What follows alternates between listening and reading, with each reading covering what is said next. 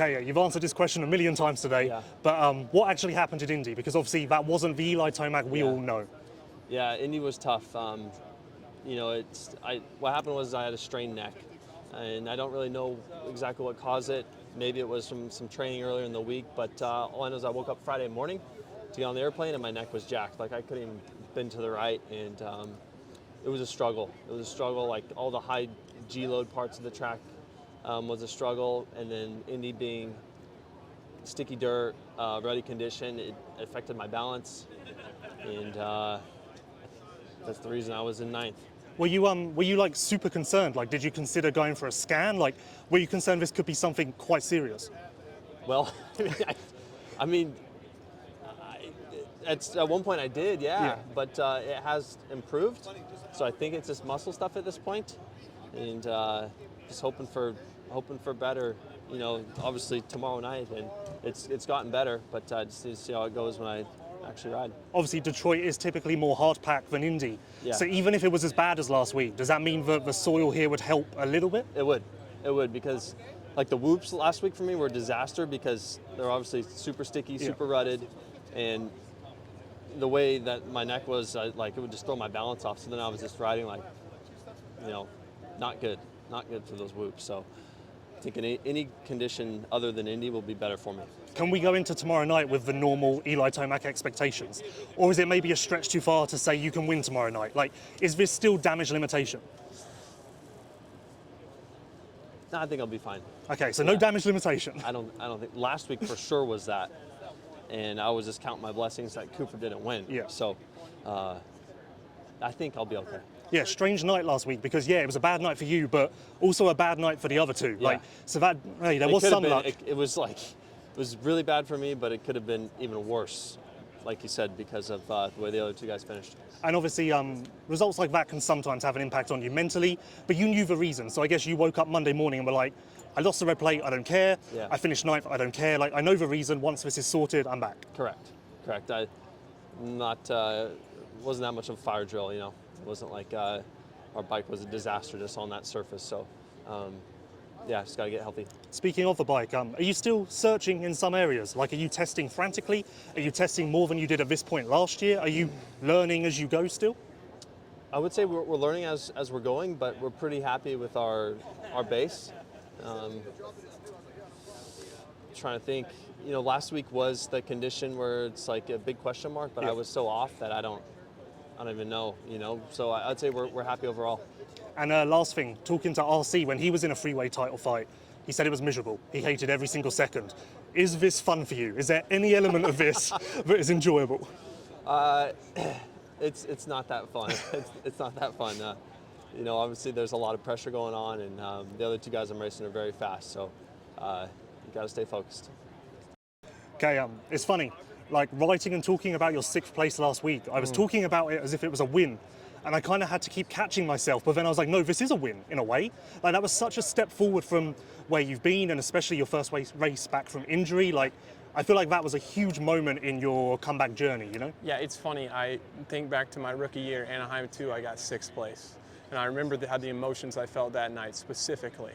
And I kind of thought about that after last weekend, and the contrast is funny, you know, because 6th place then was absolutely unacceptable, and, you know, could hardly sleep that night. Like, it's just, you know, it's not where you want to be, but, you know, circumstances kind of change your perspective on things, and I got to take these small victories right now and kind of use that to leapfrog my momentum and get me to where I want to go, you know, at the end of the day. But I was, it's a 6th place, and man, I think I finished 38 seconds off the lead. It's not where I want to be. I need to find another gear to be really up there in the front group, but small victories, and I was really excited. It must be fun to like actually be able to enjoy those small victories, because like you say before, there were no small victories, there were only big ones. So like, you're on a different path now, and maybe a bit more enjoyment.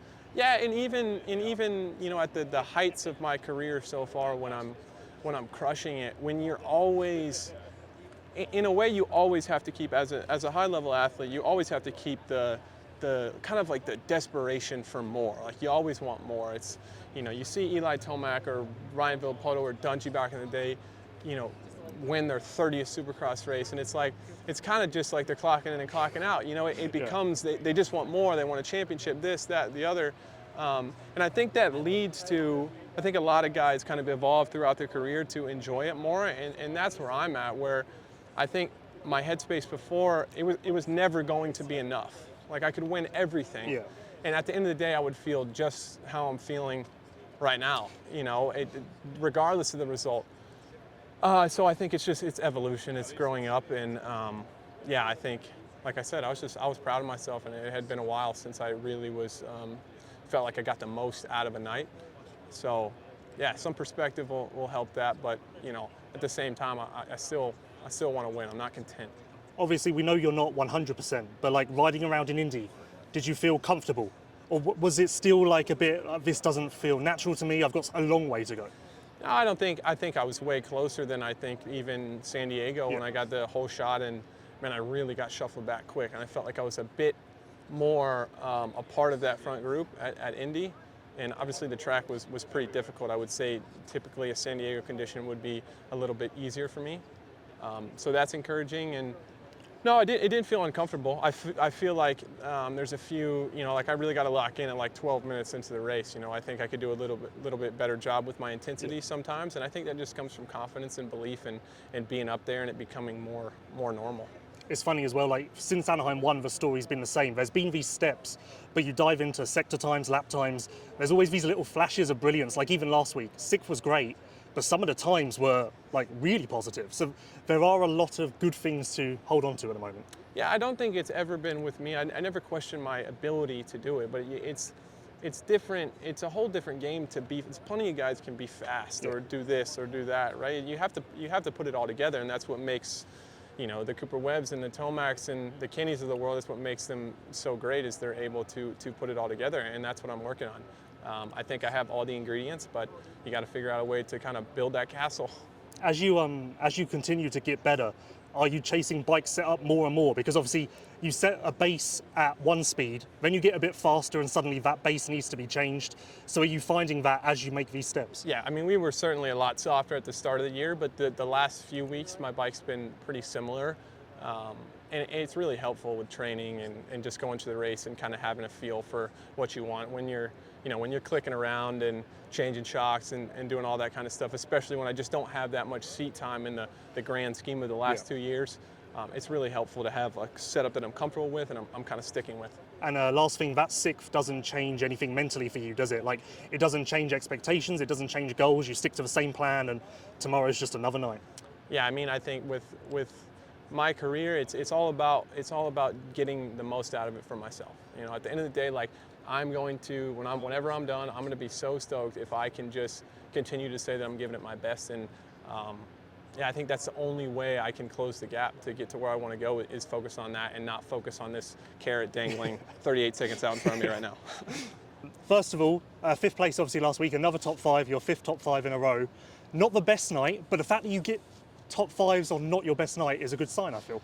Honestly, yeah, it was one of those where I had to take it. I wasn't feeling the best there in Indy, but man, I would have been pumped to the top 5 at the beginning of the year. So happy with it.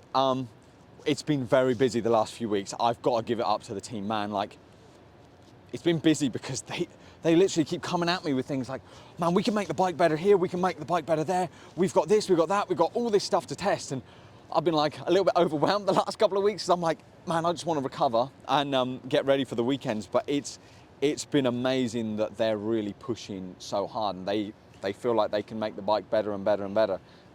We've got a month off after this week, so we've decided to park all the testing until next week and get into it there. It's been great. I'm loving it. Like I said, it's my first time here in Detroit. I'm looking forward to it. The track looks really cool so far. I mean, we're out here for press, so see how it all forms up. But definitely looking forward to it and feeling good with how it's all gone so far.